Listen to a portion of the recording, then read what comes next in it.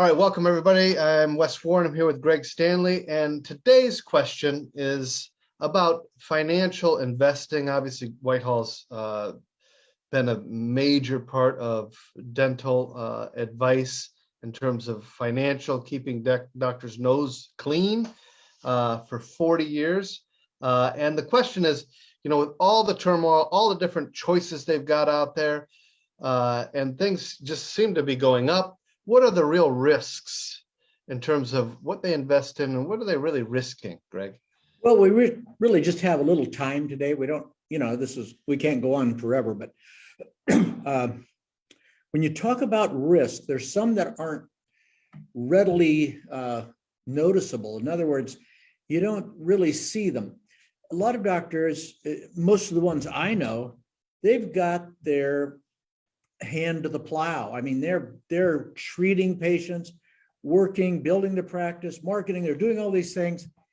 And they also know they need to be investing. There are a handful of dentists around the country that have taken it on as a hobby. And I always learn something from them because they're very smart and very dedicated. But to the average person, there's a couple risks that tend to get by them. There's actually a lot of them, but I'm going to cover two today. One is the fact that we have a narrow stock market driven by a handful of companies. And so within those companies is abnormal risk, meaning that's what's holding the entire market aloft to record highs. A little glitch in one of those markets, one of the CEOs gets called out, especially one of the effective CEOs gets caught on some moral, ethical, legal issue or whatever, and the thing spirals. And when that happens, you don't know whether to get out, which kind of leads to the next risk.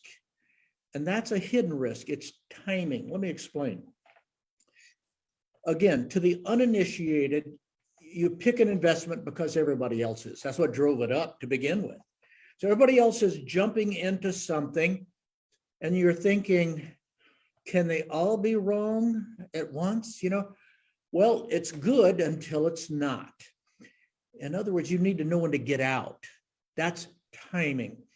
There's a lot more indicators that tell you that you should get in. And so the fact that it's going up, everybody you know is doing it, and you get in. Thanks for listening.